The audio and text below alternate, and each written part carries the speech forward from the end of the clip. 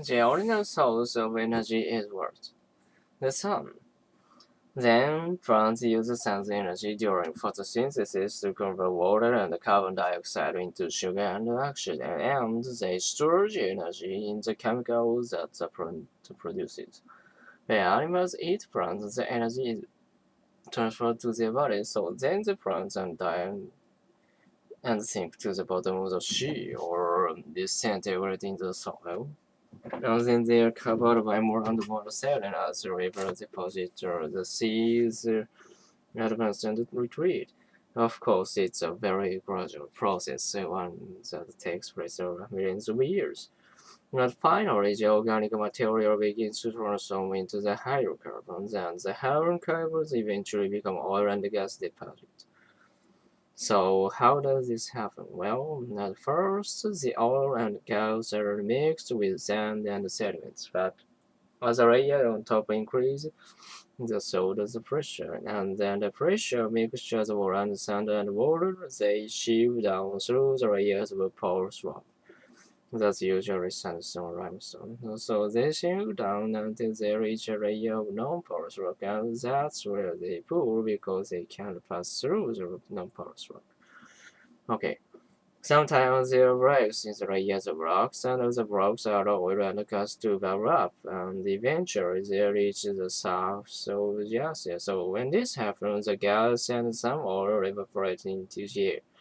Yes, they leave a sticky towel in the pools and pits on the surface. But most crude oil is found in underground, which we call troughs. So today I wanted to talk about the major type of oil troughs. In all different types of troughs, the oil collects in porous rocks along with gas and water. And over time, the oil moves up towards the surface of the air through the cracked holes in the porous rock until it reaches the non-porous rock deposit. And the non-porous rock, remember, it won't allow the oil to continue moving.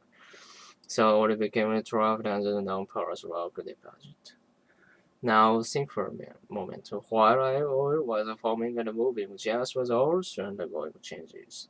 In fact, there were enormous movements of the crust as the center began to cool. When folding happened, well, it was like the house fell back onto its house. And, well, one layer fall down the center view. So you can see that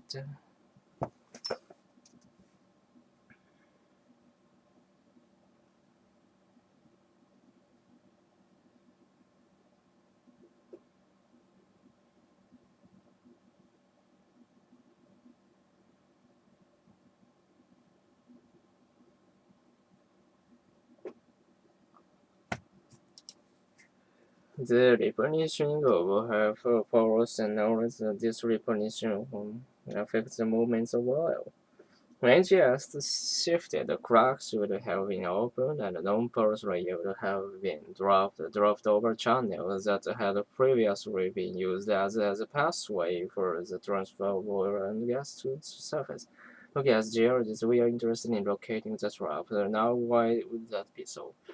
Because that's where we'll find the oil and gas reserves, and that's what I really want to talk about today. So there are several different types of trough, but today we are going to talk about the three most common ones: the anticline trough, the salt dome trough, and the fold trough. Look at this diagram.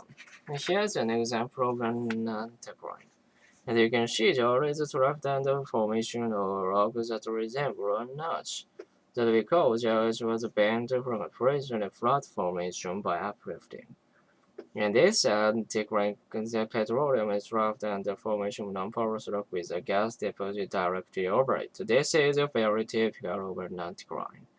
Because gas isn't as dense as oil, it rises above it. The dome over the top can be an example, or it could be a layer of clay. The important thing is that the cap of non-porous material won't let the oil or gas pass upward or sideways around it. Now let's look at the diagram of the salt dome. This salt dome shows how a shallow salt deposits have pushed down through a layer of sediment rock, causing them to arch and fracture.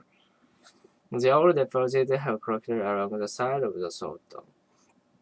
Salt is uniquely sound which enough here slowly flow, kind of like a glacier. But like a glacier, the salt that's brew and can move upward until it reaches the surface, where it then dissolved by groundwater rain. Well, to get all the way to the surface, salt has to lift and break through many layers of rock, and that's what ultimately creates a salt dome. Finally, I want to show you a fault trap. The fault trap are formed by the movement of rock along the fault line. This diagram represents a fracture in the earth that shifted a non-porous rock formation on top of a porous rock formation. In this case, the porous has moved opposite layer of non-porous rock. The non-porous rock prevents the oil from escaping. Remember, as in all traps, the oil can collected in the porous rock and trapped underground by the non-porous rock. Geologists study the terrain or traps, for example. A bulge in the first surface may signal the presence of salt dome. Your texture has a good experience of how technology assists us in this effort. So I want to read chapter 3 before class next time.